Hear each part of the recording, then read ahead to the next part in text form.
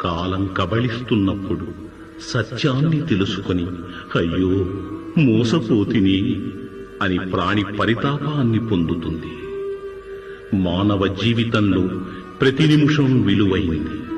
కాంతల కోసం భ్రమించి, ధనధాన్యాల కొరకు పరిభ్రమించి, నేరాలు చేస్తూ నిద్రపోతూ కాలం గడుపుతున్నాం.